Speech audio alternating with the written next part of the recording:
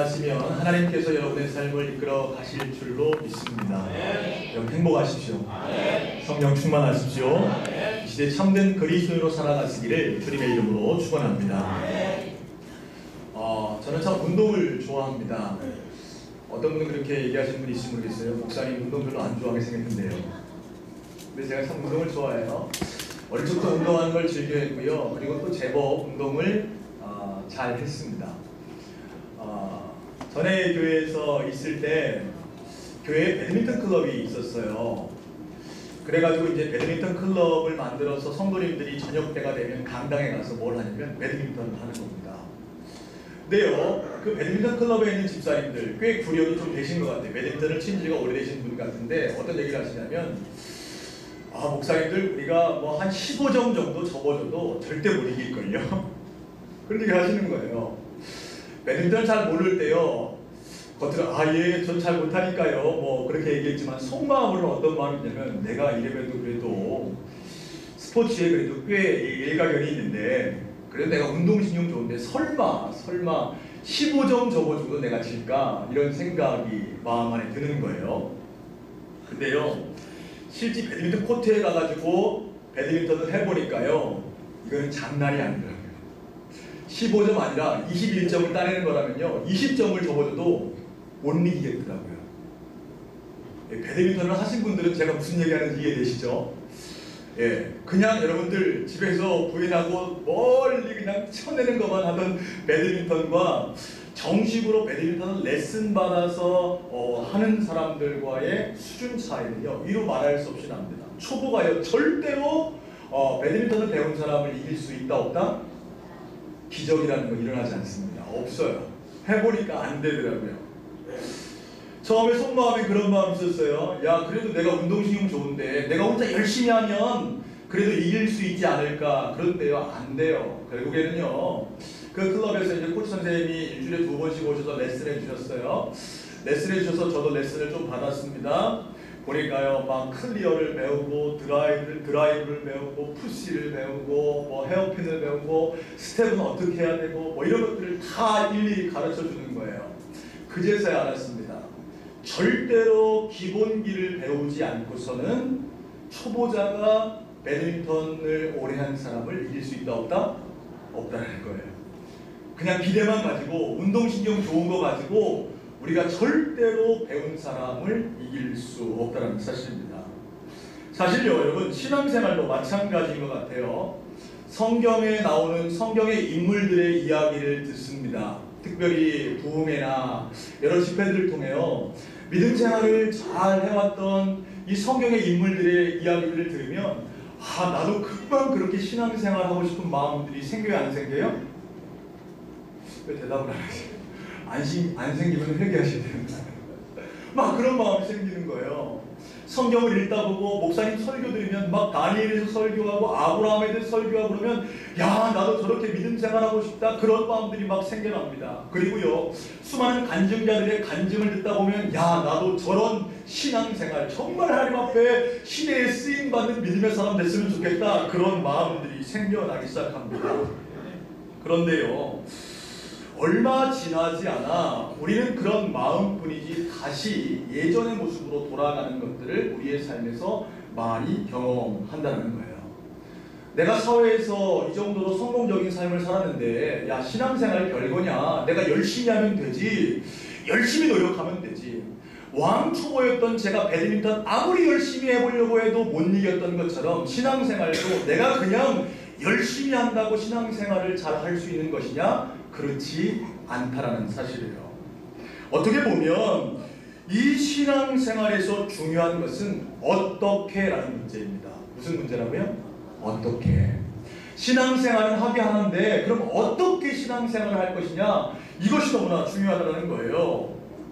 막연한 착각으로 우리가 그냥 열심히 하면 다 잘 될 것이라는 착각으로 신앙생활을 해보지만 결과는 뻔한 겁니다. 항상 우리는 패배하고 쓰러질 수밖에 없다는 사실이죠. 그래서 우리는요, 기본기로 돌아가야 합니다. 신앙생활의 가장 기초, 베이직, 여러분이 신앙생활을 할 때 가장 중요한 베이직들로 돌아가서 그 기본기들을 다시 배우고 그 기본기들 안에 여러분의 믿음을 쌓아갈 때에 우리의 믿음이 영적인 거장들처럼 잘 자라날 수 있다는 사실이에요. 그래서 오늘부터 계속 주일 때 여러분과 함께 그리스도인의 신앙생활이라는 그런 큰 주제를 가지고 신앙생활의 베이직적인 얘기들을 좀 나누려고 합니다. 여러분, 오늘 저는요, 그리스도인들 정말 신앙생활을 하나님 앞에 온전히 잘 감당해야 할 그리스도인들이 배워가야 할 첫 번째는 무엇이냐면 나를 죽여야 한다는 겁니다. 따라합시다. 나를 죽이자. 목사님, 교회 왔더니 살려고 교회 왔더니 죽이라고요? 여러분 신앙생활을 잘 하려면 먼저 내 안에 있는 자아가 죽어져야 합니다. 여러분, 자연인, 다시 말하면 예수 그리스도를 만난 일이 없고 하나님을 알지 못하는 자연인들의 특징이 뭐냐면 그 사람들의 마음의 중심에 자아가 자리 잡고 있어요. 내가 내 삶의 주인 되어 있다는 사실입니다. 그래서 자연인들은, 일반 신앙이 없는 사람들은 내 의지와 내 소망대로 살아가요. 모든 일을 결정할 때 누구의 뜻이 중요합니까? 내 뜻이 중요한 거예요. 내가 뭐가 되고 싶은지, 또 내가 하고 싶은 것은 무엇인지, 내 의지는 무엇인지, 이 자아가 중심돼서 살아갑니다. 바로 자연의 특징은 내 인생의 주인이 누구라는 거예요? 바로 나라는 것입니다. 가끔 전도하다 보면요, 이런 말씀을 하시는 분들이 있어요. 선생님, 신앙생활 하시고 예수님 믿고 구원 받으세요. 이렇게 말씀드리면 나는 종교 무교입니다. 나는 아무것도 안 믿습니다. 그러면서 뭘 이야기하냐면 나는 내 뭐를 믿습니다? 내 주먹을 믿습니다. 이렇게 얘기해요. 여러분, 그런데 여러분 생각해 보세요. 내 주먹이요, 강한 줄로 생각되지만 그리 강하지 않아요. 내 주먹은 연약합니다. 이런 데는 아멘 하시는 겁니다. 연약해요. 나는 내 힘으로 뭐든지 다 해낼 수 있을 것 같지만 사실은 너무나 연약합니다. 얼마 전에요, 우리 교회 권사님이 전도하시려고 하시는 분을 신방하게 됐습니다. 그분은요, 교통사고를 당해서 병원에 누워있는 분이셨어요. 교통사고가 꽤 심하게 났습니다. 자동차가 사고 난 게 아니라 자동차와 농기계가 사고가 났다고 그러더라고요. 근데 여러분, 자동차와 농기계가 사고 나면 큰 대형 사고로 번진대요. 그래서 이분이 큰 대형 사고를 당했습니다. 차는 완전히 쭈그러들었고요, 폐차가 되었습니다. 그 사고로요, 뇌에 충혈이 있었어요. 장이 파열되고요, 그리고 온몸에 타박을 입고요, 또요, 다리가, 제가 봤을 때 상태가 왼쪽 다리를 절단한 상태였습니다. 심각해요, 안 심각해요? 심각해요. 예. 그런데요, 그분의 반응이 너무 의외였습니다. 어떤 반응을 보이셨냐면, 교회를 한 번도 안 나가신 분이세요. 그리고요, 하나님을 안 믿는 분이셨습니다. 그런데 뭐라고 그러냐면, 하나님이 나를 죽음에서 살려주셨다고 그러시는 거예요. 목사가 신방해가지고 제가 해야 될 얘기를 그분이 먼저 하시더라고요. 뭐라고 그러시냐면, 나 정말 죽을 것 같았는데 하나님이 나를 살려주셨다고. 근데 그분이요, 그전에는요, 아마 암이 있었던 모양이에요. 근데 암이 있을 때요, 자기가 이제 암으로 투병해가지고 이제 수술하고 이제 병을 치료해 가는데, 그때는 자기 조상신이 자기를 도와준 것 같대요. 자기 조상신이. 근데 이번은요, 우리 조상님들도 힘을 못 쓰고 하나님만 나를 살려줬다고 이렇게 얘기하시는 거예요. 그러면서 이분이 뭐라고 그러냐면, 내가 이제 태어나게 되면 하나님을 믿고 하나님을 섬겨야 되겠다고 이렇게 본인이 먼저 얘기하시는 거예요. 제가 무슨 얘기를 드리고 싶냐면요, 그분은 성공적인 인생을 살았습니다. 자기 힘으로 다 해서 자녀들 잘 가르쳤습니다. 자기 사업체도 있습니다. 그런데요, 한순간에 어떻게 돼요? 왼다리를 절단해야만 하는, 죽음의 위험에서 너무나 연약한 자기 자신을 발견하는 그 은혜를 그분은 잊게 되었다는 사실이에요. 사랑하는 여러분, 우리는 내 힘을 믿으려고 하지만 사실은요, 내 힘이 그렇게 크다, 약하다? 약하다는 사실이에요. 또한요, 여러분 알아야 할 사실인데요, 우리는요, 연약할 뿐만 아니라 우리는 죄인이기 때문에 내가 내 삶의 주인이 되는 순간 내 삶에는 죄의 열매들이 맺혀가기를 시작한다는 거예요. 성경은 말씀합니다. 모든 사람이 죄를 범하였음에 하나님의 영광에 이르지 못하더니 이렇게 말씀하고 있어요. 오늘 이 자리에서 설교하고 있는 저나 말씀을 듣고 있는 여러분 모두 다 하나님 앞에서 뭐다? 죄인이다. 성경은 이렇게 말씀하고 있다는 겁니다. 여러분, 그래서요, 죄인인 우리는 삶을 살아갈 때 우리의 삶에 어쩔 수 없이 우리가 주인된 상태라면 우리 삶에 무슨 열매들이 맺혀지게 된다? 죄의 열매들이 맺혀지게 된다는 거예요. 여러분, 사과나무를 심어놓으면 얼마 지나지 않아서 그 사과나무에 무슨 열매가 맺혀져요? 사과 열매가 맺히는 것처럼 우리는 죄인이기 때문에 내가 내 마음 중심에 내 자아가 주인돼서 살아갈 때에 우리의 삶에 어쩔 수 없이 무슨 열매가 맺힐 수밖에 없다? 죄의 열매들이 맺혀질 수밖에 없다는 사실이에요. 아무리 착하게 살고요, 도덕적으로 선하게 살려고 노력해도 우리의 마음 중심의 자아가 내가 돼서 내가 주인돼 있다면 우리의 삶에는 죄의 열매들로 가득할 수밖에 없다는 겁니다. 그래서 오늘 본문에 등장하는 사도 바울은 이렇게 고백하는 것입니다. 우리 갈라디아서 2장 20절 말씀을 다 함께 읽어보겠습니다. 시작. 내가 그리스도와 함께 십자가에 못 박혔나니 그런 적이 되는 내가 사는 것이 아니요 오직 내 안에 그리스도께서 사는 것이라. 이제 내가 육체 가운데 사는 것은 나를 사랑하사 나를 위하여 자기 자신을 버리신 하나님의 아들을 믿는 믿음 안에서 사는 것이라. 아멘. 사도 바울은요, 갈라디아서 2장 20절 말씀에 내가 그리스도와 함께 어디에 못 박혔다? 십자가에 못 박혔다 그랬습니다.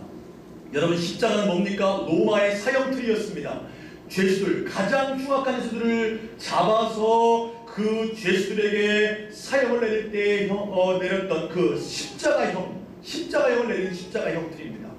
이 십자가에 지금 예수 그리스도가 달리셨고 또 사도 바울 역시도 뭐라고 고백하냐면 내가 그리스도와 함께 십자가에 못 박혔다 이렇게 고백하고 있어요. 그 고백은 무슨 고백이냐면 나의 옛사람, 내가 주인됐던 내 자아가 내 삶의 주인됐던 그 옛사람을 나는 십자가에서 이미 죽였다 이렇게 고백하고 있다는 사실이에요.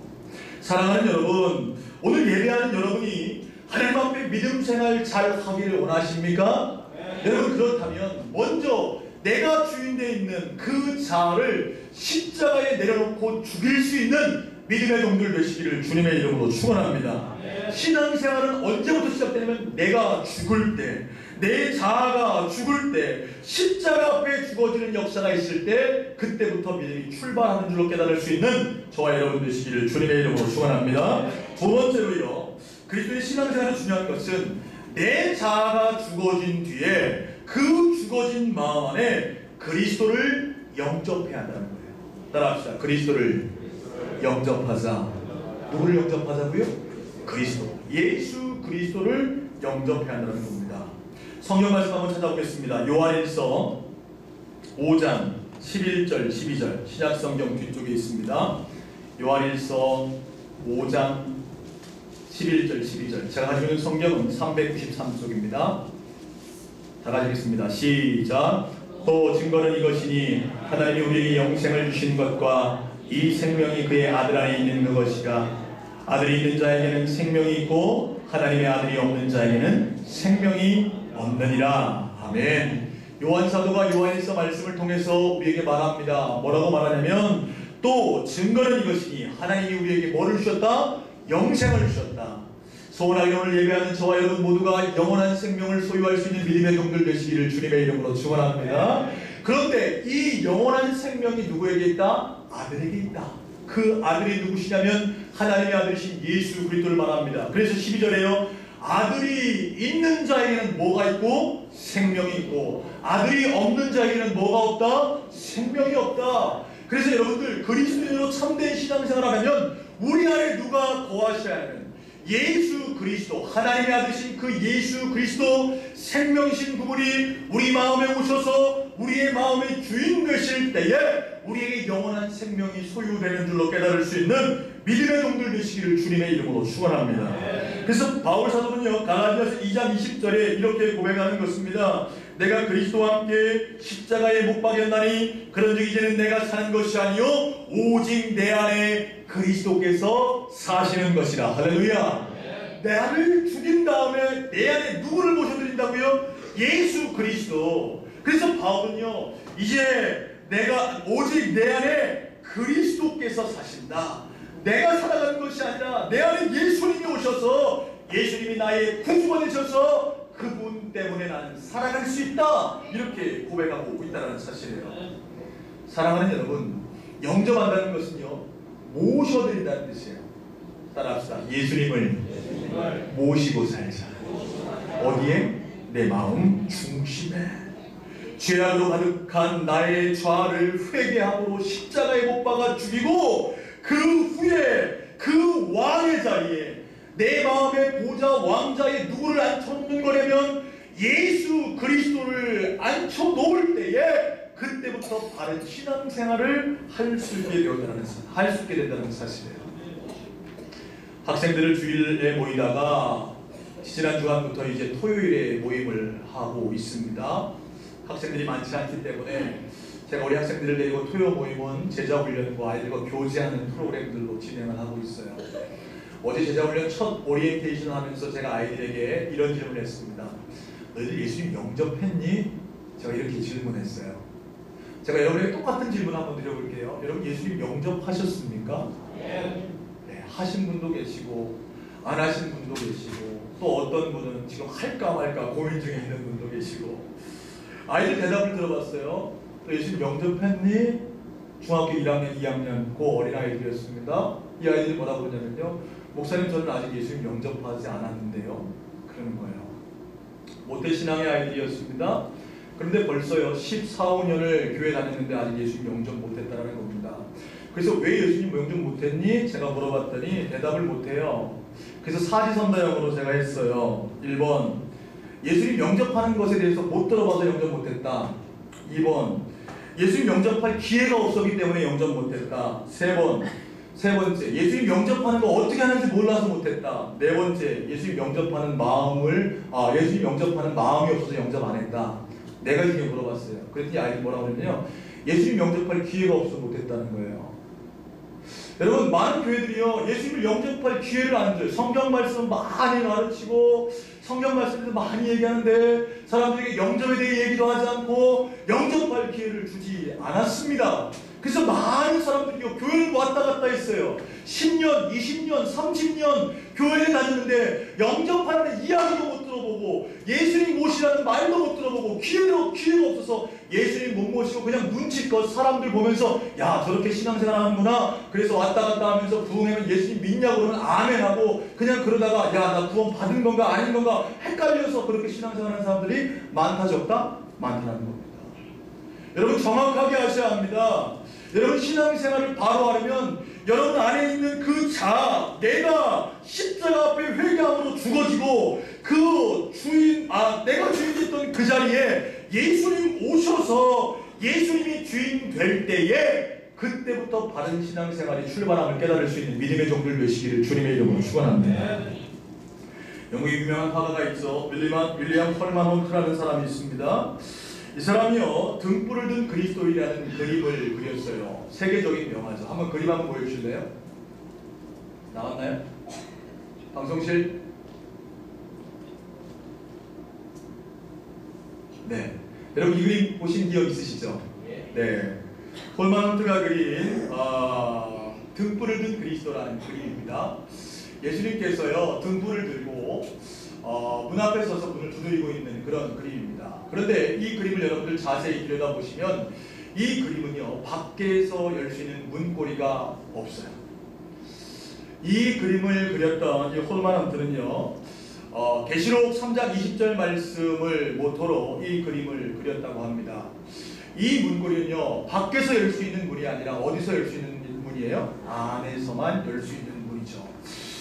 자, 요한계시록 3장 20절 말씀에 보면 이런 말씀이 있습니다. 들어보세요. 볼지어다 내가 문 밖에 서서 두드리노니 누구든지 내 음성을 듣고 문을 열면 내가 그에게로 들어가 그와 더불어 먹고 그는 나와 더불어 먹으리라. 할렐루야. 예수님은 계속해서 여러분의 마음을 두드리시는 거예요. 계속해서 내가 내 삶의 주인 되길 원한다. 내가 너를 구원해 주길 원한다. 죄악 가운데 네가 주인 돼서 네 마음대로 살아가는 그 삶에 내가 들어가 네 안에 거하고 생명인 내가 내게 들어가서 너의 주인 돼서 너를 구원하기를 원한다. 제발 좀 내 마음의 문을 열고 나를 영접하라고 예수님은 계속해서 초청하고 있다는 사실이에요. 오늘요 부족한 종의 입술을 통해 여러분을 예수님은 초청하고 계십니다. 사랑하는 여러분, 예수님께서 문 밖에 서서 여러분의 마음을 두드리십니다. 내가 내 마음에 들어가서 내 주인이 되고 너와 함께하며 너에게 영원한 생명을 주길 원한다. 내 마음 문을 열어줄 수 있겠니? 소원하기는 오늘 이 말씀 듣고 여러분의 마음 문을 열고 예수님을 마음에 모시고 그 예수 그리스도를 여러분의 마음 보좌의 왕으로 삼을 수 있는 믿음의 종들 되시기를 주님의 이름으로 축원합니다. 세 번째로요, 그리스도의 신앙생활에 중요한 것은 그리스도와 함께 행하는 것이 중요하다는 거예요. 따라합시다. 그리스도와 함께 살아갑시다. 할렐루야. 자, 오늘 나라에서 2장 10절 말씀을 다시 한번 읽어볼까요? 시작.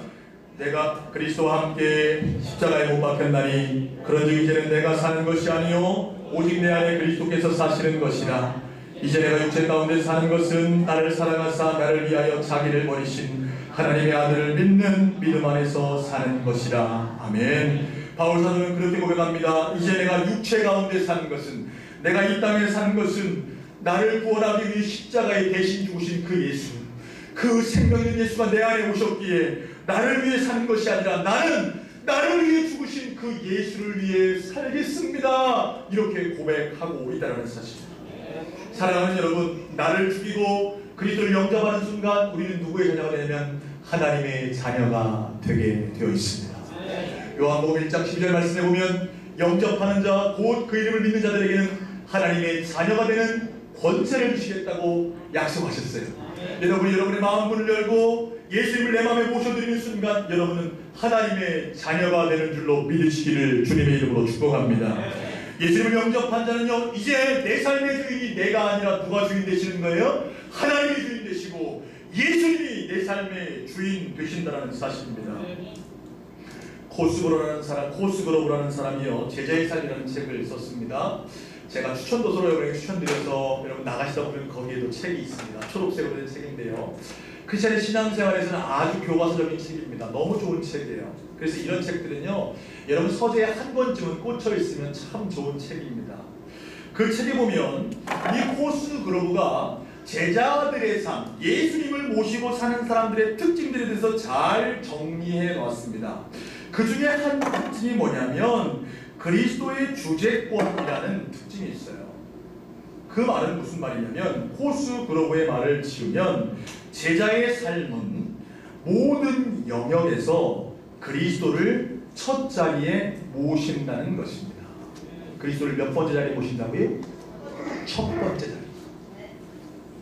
내 가정에도 가장 첫 번째 자리가 누구? 예수 그리스도. 내 사업에도 가장 첫 번째 자리가 누구? 예수 그리스도. 내 건강도 누구를 위해? 예수를 위해. 내 물질도 예수를 위해. 내 능력도 예수를 위해. 이것이 제자에게서 나오는 가장 중요한 특징 중에 하나다. 이렇게 그 책에 기록하고 있다는 사실이에요. 이것은 무엇을 말하는 겁니까? 바로 우리 인생의 우선순위를 말하고 있다는 사실이에요. 사랑하는 여러분, 예수님이 내 안에 오신 그 사람은 이제부터 예수님이 내 안에 주인 되셔서 그분과 함께 살아가야 한다는 사실이에요. 그분과 함께 살아간다는 것은 그분을 내 인생의 첫 자리에 모시고 예수님을 위해서 살아가야 한다는 사실이죠. 소원하기는요, 오늘 이 시간 예배하고 말씀 듣는 저와 여러분이 예수님을 나의 삶의 가장 우선순위에 세우고 그분과 함께 동행하며 살아갈 수 있는 믿음의 종들 되시기를 주님의 이름으로 축원합니다. 그러기 위해서 우리에게 중요한 질문 하나가 우리를 바른 길로 인도합니다. 한번 따라합시다. 예수님이라면 어떻게 하셨을까? 뭐라고요? 예수님이라면 어떻게 하셨을까? 예수님 주인 된 사람은요, 주인의 명령 따라 살아가야 합니다. 그렇기 때문에 가정에서 만약 예수님이 내 위치라면 어떻게 하셨을까? 여러분의 직장에서도 예수님이 첫 자리에 계시기 때문에 여러분의 인생에 예수님이 주인 되셔야 합니다. 그러니까 예수님이 만약 나라면 내 일터에서 어떻게 행하셨을까? 여러분이 사람들을 만납니다. 수많은 사람들을 만나고 인간관계를 갖습니다. 그때에도 만약 예수님이라면 이 만남과 교제들 가운데 어떻게 하셨을까? 그렇게 고민하며 살아가는 것이 신앙생활의 승리함을 가져올 수 있다는 사실이에요. 사랑하는 여러분, 저는 소원하기는요, 우리 사랑하는 성도님들이요, 믿음 생활을 잘하기를 소원합니다. 왜냐하면 저도 하나님 앞에 칭찬받아야죠. 하나님이 나중에 제가 천국 가면 뭘 칭찬하실까 기도하면서 고민해봤어요. 다른 거는 다 칭찬 안 하실 것 같은데요, 혹시라도 저 때문에 예수님 닮은 사람 한 사람만 나온다고 해도 하나님 저를 칭찬하십니다. 할렐루야. 여러분, 부탁드리고 싶은 것은 저 좀 칭찬받게 해주십시오.